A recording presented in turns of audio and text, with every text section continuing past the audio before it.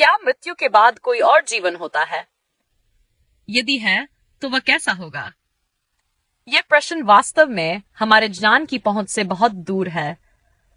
मृत्यु के बाद क्या है, क्या नहीं है, ये मृत्यु के बाद हम कोई दृष्टि प्राप्त नहीं कर सकते। वहां की कोई भी आवाज भी हमारे पास सुनने के लिए कोई कान नहीं है। मृत्यु के बाद कुछ है या नहीं, इस बारे में कुछ जानने के लिए हमारे पास कोई उपकरण नहीं है। इसलिए विज्ञान के संदर्भ में यह प्रश्न अपनी सीमा से बाहर है। विज्ञान के नाम पर मृत्यु के बाद कोई जीवन नहीं होता, यह कहने वाला सिर्फ एक अवैज्ञानिक और निरर्थक तर्क दे रहा है जो वास्तविकता से दूर है। कभी न खत्म होने वाली किसी भी ज्ञान पद्धति से जो हमें प्राप्त नहीं हो पा रही है, मृत्यु के बाद जीवन के होने या न होने के बारे में विज्ञान की रोशनी में कुछ कहना असंभव है। मृत्यु के बाद के जीवन को नकारना या स्वीकारना, न कुछ करना ही कम से कम वैज्ञानिक दृष्टिकोण से ही उचित हो सकता है। लेकिन कर्म जीवन में क्या यह वैज्ञानिक दृष्टिकोण पालन करना संभव है? शायद नहीं, निश्चित रूप से नहीं। जब किसी वस्तु का वास्तविकता जानने के हमारे तरीके नहीं होते, तो हम ये कहने से बच सकते हैं कि वह मौजूद है या नहीं। यह तर्क संगत रूप से संभव है। लेकिन जब वही वस्तु हमारे कर्म जीवन से जुड़ी हो, तो उसकी निंदा या स्थापना में हमारे कर्म नीति को किसी न किसी रूप में जोड़ना ही होता है। उदाहरण के लिए, अगर हमें किसी अपरिचित व्यक्ति से कोई लेन देन नहीं करना है, तो हम उसके विश्वास के बारे में कोई फैसला नहीं कर सकते। यह हमारे लिए संभव हो सकता है। लेकिन अगर हमें उसी व्यक्ति के साथ डील करना पड़ा, तो हम विश्वास के आधार पर या अविश्वास के आधार पर उसे स्वीकार करेंगे। जब तक हम उसके विश्वास पर संदेह करते हैं, हम जो भी लेन देन करेंगे वह विश्वास को नकारने के बराबर होगा। इसलिए नकारने और स्वीकारने के बीच का संदेह सिर्फ हृदय में ही बना रहता है। कर्म नीति को संदेह से जोड़ना किसी भी तरह से संभव नहीं है। इसके लिए स्वीकार या नकार, दोनों में से कोई एक अनिवार्य होता है। मृत्यु के बाद जीवन का प्रश्न सिर्फ दार्शनिक प्रश्न नहीं है, बल्कि हमारे कर्म जीवन से गहरे जुड़े हुए हैं। यह बात थोड़ा विचार करने पर समझी जा सकती है। हमारा नैतिक और धार्मिक दृष्टिकोण असल में इसी प्रश्न पर आधारित है। अगर मैं मानता हूं कि केवल भौतिक जीवन ही वास्तविक जीवन है और इसके बाद कोई दूसरा जीवन नहीं है, तो मेरी नैतिक नीति भी इसी विचार पर आधारित होगी। लेकिन अगर मैं मानता हूं कि भौतिक जीवन के बाद दूसरा जीवन भी है और मुझे इस जीवन में किए गए कर्मों का हिसाब देना होगा, तो मेरा नैतिक दृष्टिकोण पहले से पूरी तरह से अलग होगा। एक उदाहरण से इसे समझ सकते हैं। एक व्यक्ति सोचता है कि उसे सिर्फ मुंबई तक ही जाना है और वहां पहुंचने के बाद उसकी यात्रा समाप्त हो जाएगी। वह यह भी सोचता है कि वह किसी भी पुलिस, अदालत या अन्य शक्तियों से मुक्त रहेगा। वहीं दूसरा व्यक्ति सोचता है कि मुंबई उसकी यात्रा का पहला चरण है और उसे वहां से समुद्र पार कर दूसरे देश जाना होगा। उसे ये भी लगता है कि वह उस देश में अपने देश के राजा द्वारा शासित होगा और उसने अपने देश में जो भी काम किए हैं, उनके सारे रिकॉर्ड उस राजा के पास होंगे। इसलिए उसे उन कामों के परिणामों का हिसाब देना होगा। इस प्रकार दोनों व्यक्तियों की यात्रा की प्रकृति और उनके कर्मों की दिशा में अंतर स्पष्ट है। हमारे नैतिक जीवन की स्थिति भी यही है। मृत्यु के बाद जीवन के बारे में हमारे आदर्श हमारे नैतिक जीवन पर महत्वपूर्ण प्रभाव डालते हैं। मृत्यु के बाद के जीवन को नकारने या स्वीकारने के रूप में कर्म के क्षेत्र में हमारे हर कदम का उद्देश्य निर्धारित होता है। यदि हम सांसारिक जीवन को पहले और आखिरी मानते हुए कर्म के क्षेत्र में कदम रखते हैं, तो हमारे कदम एक दिशा में बढ़ने लगेंगे। लेकिन जब हम मृत्यु के बाद के जीवन और उसके अंतिम परिणाम को ध्यान में रखकर कार्य करना शुरू करते हैं, तो हमारे कदम पूरी तरह से अलग दिशा में बढ़ेंगे। मृत्यु के बाद के जीवन का प्रश्न केवल एक दार्शनिक या चिंतनशील प्रश्न नहीं है, बल्कि एक कर्म जीवन का प्रश्न है, जैसा कि यहाँ स्पष्ट होता है। यदि यह सच है, तो इस विषय में संदेह की स्थिति में रहना हमारे लिए किसी भी रूप में संभव नहीं है। जीवन में संदेह के साथ अपनाई गई नीति नकारात्मक नीति के समान ही होगी। इसलिए मृत्यु के बाद कोई जीवन है या नहीं, इसका निर्णय करना हम पर अनिवार्य है। इस मामले में यदि विज्ञान हमें मदद नहीं करता तो हमें बुद्धिमत्तापूर्ण साक्ष्यों की सहायता लेनी होगी। लेकिन बुद्धिमत्तापूर्ण साक्ष्य इकट्ठा करने के हमारे पास क्या साधन हैं? हमारे सामने दो मुख्य स्रोत हैं।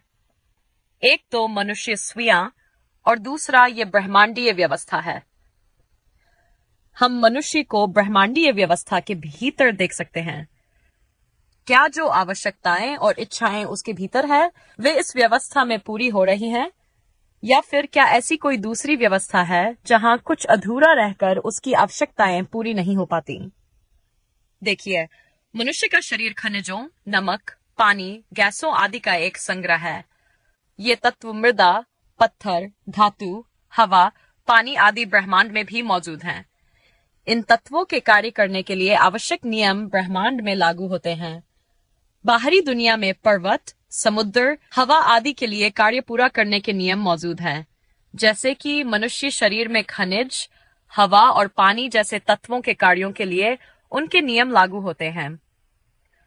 मनुष्य एक जीवित प्राणी है जो अपने आसपास के तत्वों से आहार ग्रहण करके बढ़ता है। इस प्रकार के अन्य जीव जैसे पेड़, पौधे आदि भी ब्रह्मांड में होते हैं। बढ़ते हुए शरीर के लिए आवश्यक नियम भी वहीं पाए जाते हैं। इसके अतिरिक्त मनुष्य एक चेतन प्राणी है। अपनी मेहनत से वह आहार इकट्ठा करता है, अपने शरीर की रक्षा करता है और अपने वंश के संरक्षण के लिए खुद को व्यवस्थित करता है। इस प्रकार के जीव ब्रह्मांड में अनगिनत हैं। भूमि, जल और वायु में अनगिनत जीव जंतु हैं। बढ़ते हुए चेतन प्राणियों के कार्यों के लिए आवश्यक नियम भी पूरी तरह से काम करते हैं। मनुष्य में एक अन्य अस्तित्व भी है जिसे हम नैतिक अस्तित्व कहते हैं। मनुष्य में अच्छाई और बुराई का ज्ञान है, अच्छाई और बुराई का भेद करने की क्षमता है, अच्छे और बुरे कार्य करने की शक्ति है। अच्छाई के अच्छे और बुराई के बुरे परिणाम उसकी प्रकृति के अनुसार सामने आने चाहिए। न्याय, अन्याय, सत्य, असत्य, दया, निर्दयता, आभार, निंदा, उदारता, कुटिलता, विश्वास, धोखाधड़ी जैसे विभिन्न गुणों को वह अलग अलग पहचानता है। ये गुण उसके कर्म जीवन में दिखाई देते हैं। ये केवल कल्पना शक्ति से संबंधित नहीं है, इनका प्रभाव मानव सभ्यता में प्रतिबिंबित होता है। इसलिए मानव प्रकृति दृढ़ता से ये मांग करती है कि मानव कार्यों के प्राकृतिक परिणामों के समान नैतिक परिणाम भी सामने आए। तो ब्रह्मांडीय व्यवस्था में गहरे सोचने पर यह विचार करें, क्या मानव क्रियाओं के नैतिक परिणाम यहाँ पूरी तरह से सामने आ सकते हैं? मैं इस बात पर यकीन से कहता हूं कि यहां इसकी संभावना नहीं है, क्योंकि इसके लिए तैयारी ही नहीं की गई है। हमारे ज्ञान के अनुसार एक नैतिक अस्तित्व वाली रचना मनुष्य के अलावा यहां कहीं नहीं दिखाई देती। ब्रह्मांडीय व्यवस्था केवल प्राकृतिक नियमों के अनुसार चलती है। नैतिक कानूनों का कहीं भी प्रभुत्व दिखाई नहीं देता। यहाँ धन का मूल्य और मूल्य है, लेकिन सत्य का न कोई मूल्य है न कोई स्थान। यहाँ मावंसा से हमेशा मावंसा ही उगता है, लेकिन सत्य के बीज बोने वालों पर कभी कभी फूलों की वर्षा होती है तो कभी नहीं। अक्सर कड़ी आलोचनाओं और अत्याचारों की वर्षा होती है। यहाँ भौतिक पदार्थों के लिए निश्चित नियमों के तहत निश्चित परिणाम सामने आते हैं, लेकिन नैतिक मूल्यों के लिए निश्चित परिणामों के लिए कोई निर्धारित नियम नहीं है। प्राकृतिक नियमों की प्रभुत्वता के कारण नैतिक परिणाम अक्सर सामने नहीं आते। यदि सामने आते भी हैं, तो केवल वे परिणाम होते हैं जिन्हें प्राकृतिक नियम अनुमति देते हैं। बल्कि एक क्रिया के लिए एक विशिष्ट परिणाम की अपेक्षा धर्म करता है, लेकिन प्राकृतिक नियमों के हस्तक्षेप के कारण एक पूरी तरह से अलग परिणाम सामने आता है। यह अक्सर होता है। मानव क्रियाओं के नैतिक परिणाम एक निश्चित व्यवस्था के अनुसार सामने आने के लिए मनुष्य ने अपनी सांस्कृतिक, राजनीतिक व्यवस्थाओं के माध्यम से कई प्रयास किए हैं, लेकिन यह अत्यधिक सीमित और अधूरा है। एक ओर जहां प्राकृतिक नियम इसे सीमित और अधूरा बना देते हैं, वहीं दूसरी ओर मनुष्य की अपनी कई कमी और कमजोरियां इसकी अधूरापन और अकार्यात्मकता को पहले से अधिक बढ़ाती हैं। कुछ उदाहरणों के माध्यम से मैं अपनी बात स्पष्ट कर सकता हूं। यदि कोई व्यक्ति दूसरे से द्वेष के कारण उसके घर में आग लगाता है और घर जलकर खाक हो जाता है, तो यह उस व्यक्ति के कार्य का स्वाभाविक परिणाम है। इसके नैतिक परिणाम के अनुसार उस व्यक्ति को उसी परिवार को हुए नुकसान के बराबर दंड मिलना चाहिए। लेकिन इस नैतिक परिणाम के सामने आने के लिए क्या शर्तें पूरी होनी चाहिए? आग लगाने वाले व्यक्ति की पहचान करनी होगी, पुलिस को उसे पकड़ना होगा, अपराध साबित करना होगा। इसके बाद कोर्ट को यह ठीक से और स्पष्ट रूप से आंकलन करना होगा कि उस परिवार को और आने वाली पीढ़ियों को क्या नुकसान हुआ है। फिर न्यायपूर्वक अपराधी को उचित दंड देना होगा। यदि इनमें से कोई भी शर्त पूरी नहीं होती, तो या तो नैतिक परिणाम कभी सामने नहीं आएंगे या फिर वह केवल छोटा सा ही दिखाई देगा। आरोपी और परिवार को तो छोड़िए, वह व्यक्ति सुखपूर्वक जीवन जी सकता है। अब एक और विस्तृत उदाहरण लें। कुछ व्यक्तियों ने समाज में प्रभाव प्राप्त किया है और समाज उनके विचारों के अनुसार चलने लगा है। इस स्थिति का लाभ उठाते हुए वे समाज में सांप्रदायिक पक्षपाती और साम्राज्यवादी भावनाएं उत्पन्न करते हैं, पड़ोसी देशों से युद्ध करते हैं, लाखों लोगों को मार डालते हैं, कई देशों को नष्ट कर देते हैं और उन्हें बर्बाद कर देते हैं, लाखों लोगों को अपमानित और दरिद्र बना देते हैं। इन भयंकर अपराधों के परिणाम स्वरूप मानव इतिहास में भयावह प्रभाव पड़े हैं। आने वाली पीढ़ियां कई 100 वर्षों तक इन त्रासदियों से प्रभावित रहेंगी। क्या आप सोचते हैं कि इन अपराधियों को उनके अपराधों के लिए इस दुनिया में न्यायपूर्ण दंड मिल सकेगा? उन्हें काटकर टुकड़े टुकड़े किया जाए, उन्हें जीवित जलाया जाए या फिर किसी भी तरीके से सजा दी जाए, फिर भी लाखों करोड़ों लोगों और उनकी आने वाली पीढ़ी और भुगते गए नुकसान का कोई भी दंड उनकी सजा के बराबर नहीं हो सकता। इस ब्रह्मांडीय व्यवस्था में प्राकृतिक नियमों के अनुसार उनके अपराधों के लिए उन्हें उचित दंड मिलना संभव नहीं है। अब दूसरी ओर सज्जनों को देखें। उन्होंने मानवता को सत्य और अच्छे मार्ग का ज्ञान दिया, अच्छे मार्ग को दिखाया। मानव पीढ़ियां कई सदियों से इसके अच्छे परिणामों का आनंद ले रही हैं। वे आगे भी इसका आनंद लेना जारी रखेंगे। एक पल के लिए सोचिए, क्या इन सज्जनों की महान सेवाओं के पूर्ण प्रतिफल का अनुभव इस दुनिया में किया जा सकता है? यदि किसी व्यक्ति के कार्य का परिणाम उसकी मृत्यु के साथ समाप्त नहीं होता और वह हजारों सालों तक कई पीढ़ियों में फैलता रहता है, तो आप कैसे सोच सकते हैं कि उसे इस प्रकृति के नियमों के तहत इस दुनिया में इसका पूर्ण प्रतिफल मिल सकता है? पहले ये कि मानव क्रियाओं के नैतिक परिणाम पूरी तरह से प्रकट होने के लिए आज के प्राकृतिक नियमों के तहत नहीं आते। दूसरे ये कि मनुष्य के संक्षिप्त जीवन के कार्यों के परिणाम अत्यधिक विस्तृत और दूरगामी होते हैं। केवल लाखों वर्षों के जीवन से ही हर क्रिया का पूर्ण परिणाम अनुभव किया जा सकता है। अगर हम वर्तमान प्राकृतिक नियमों के अनुसार सोचें, तो इतना लंबा जीवन मनुष्य को उपलब्ध नहीं हो सकता।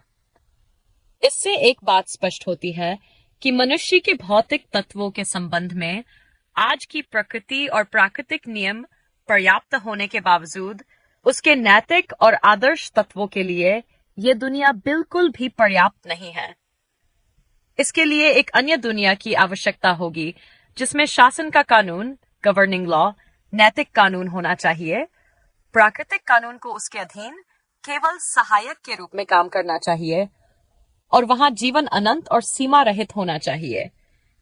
इस दुनिया में न प्रकट होने वाले या इसके विपरीत प्रकट होने वाले सभी नैतिक परिणाम वहां सही और पूर्ण रूप से प्रकट होने चाहिए। वहां पानी और सोने की कीमत नहीं होगी, बल्कि सत्य और अच्छाई की कीमत होगी। केवल वही जो नैतिक रूप से जलकर नष्ट होने योग्य है, उसे ही वहां अग्नि में जलाया जा सकता है। वहां सुख और आनंद केवल अच्छे कर्मों से प्राप्त होंगे और दुख और यातनाएं बुरे कर्मों से ही मिलेंगी। ऐसी एक दुनिया का अस्तित्व आवश्यक है और यह निश्चित रूप से अस्तित्व में आनी चाहिए। यह बुद्धि की मांग है और प्रकृति की आवश्यकता है। बुद्धिपरक प्रमाणों के संदर्भ में वे हमें ऐसी एक दुनिया की आवश्यकता है तक ले जाते हैं। यदि यह सवाल उठता है कि क्या ऐसी एक दुनिया वास्तव में मौजूद है, तो इसके बारे में निर्णय लेने के लिए हमारी बुद्धि और विज्ञान दोनों ही अपर्याप्त हैं।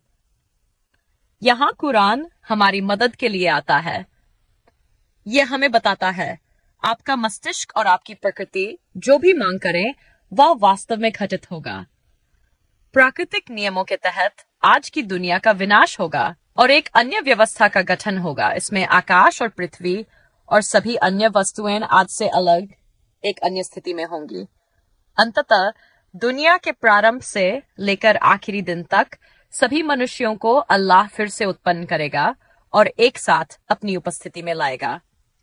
हर व्यक्ति, हर राष्ट्र और पूरी मानवता का जीवन रिकॉर्ड किसी भी प्रकार के दोष के बिना सुरक्षित रूप से वहां मौजूद होगा। हर व्यक्ति के कर्मों के अहली जीवन में प्रभावों की पूरी रिपोर्ट वहां दी जाएगी। इन प्रभावों को प्रतिबिंबित करते हुए पूरी पीढ़ी को गवाह के रूप में उपस्थित किया जाएगा।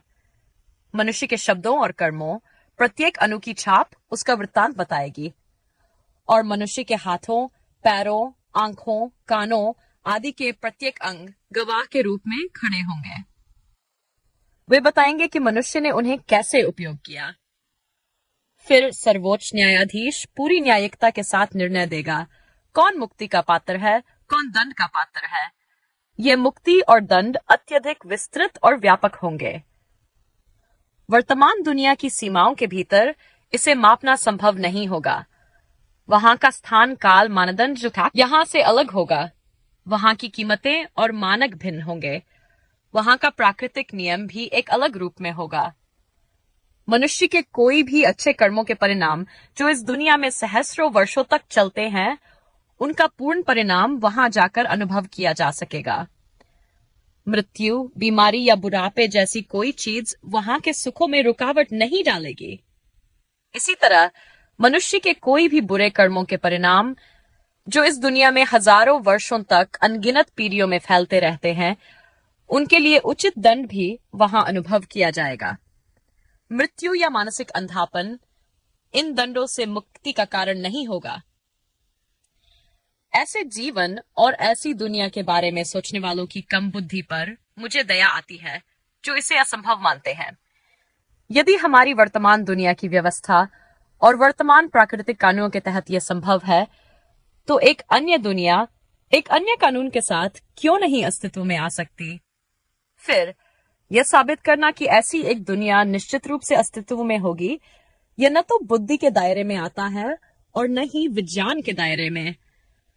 इसके लिए अदृश्य विश्वास की आवश्यकता है।